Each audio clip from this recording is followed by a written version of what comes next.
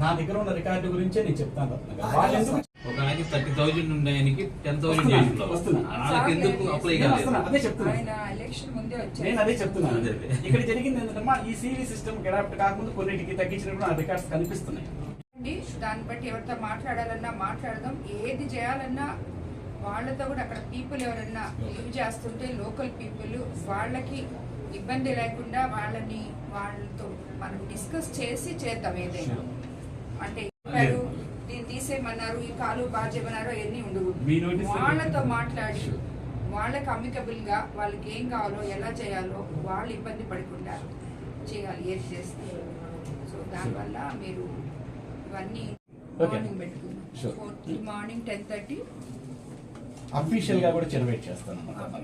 అంటే లైటింగ్స్ తో మొత్తం మోడల్ చేశాను. రేపటి ఆ వర్క్ కూడా పూర్తి అయిపోతుంది. ఇది ప్రస్తుతం ఇంకా టౌన్ లో పెద్ద డెవలప్మెంట్ యాక్టివిటీస్ అది చేస్తాను. కొంచెం టైం కావాలంటే కన్సల్టెన్సీ నేను 3 నెలల క్రితం ఎలక్షన్ కోసం వచ్చాను. బట్ ఒక ఐడియా అయితే వచ్చిందమ్మా. కొంచెం నాకు టైం ఇస్తే నేను ఒక డిపిఆర్ లాంటిది ప్రిపేర్ చేసి మీకు పర్సనల్ గా ఇస్తాను. ఫాగింగ్ కన్నా కూడా స్ప్రేయర్ అయితే లార్వా చచ్చిపోతుందమ్మా. అదేంటంటే 1 లీటర్కి 1 ml వాడితే చాలు, ఫాగ్ మొత్తం పాడైపోతుంది.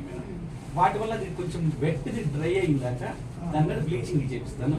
అలాగే ఇప్పుడు సీజనల్ డిసీజెస్ వస్తున్నాయి. దీని మీద పెద్దగా పబ్లిక్ కి ఉపయోగపడేది తక్కువగా ఉంది. మనకి మాక్సిమం స్ప్రేయర్స్ ద్వారానే శానిటేషన్ చేపిస్తున్నాను. వీటిల్లో ఇప్పుడు ఏదైతే మనం చెత్త కుప్పల్లోంచి తీస్తున్నామో దాని మీద కంపల్సరీ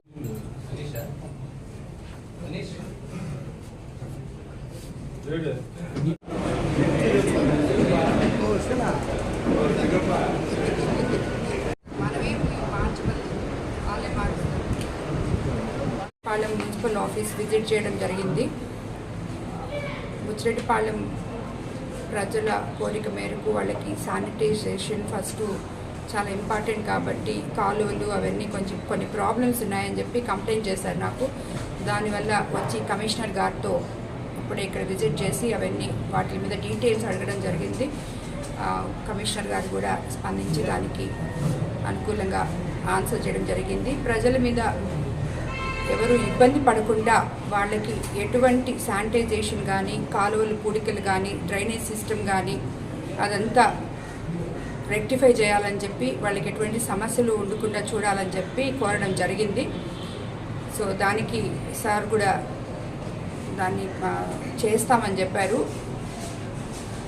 సో దానికి ఇంకా కొంచెం అన్ని ప్రొసీడింగ్స్ గురించి రాబోయే రోజుల్లో మున్సిపల్ ఆఫీస్ గురించి తర్వాత అదేవిధంగా ఇక్కడ మున్సిపాలిటీలో ఏమేమి మనం డెవలప్మెంట్స్ చేయబోతున్నామో వాటి గురించి కూడా మాట్లాడడం జరిగింది. ఇక్కడ బస్ స్టాప్ దగ్గర టాయిలెట్స్ గురించి మాట్లాడడం జరిగింది. అక్కడ నిర్మించాలని ఇమీడియట్గా చెప్పడం జరిగింది.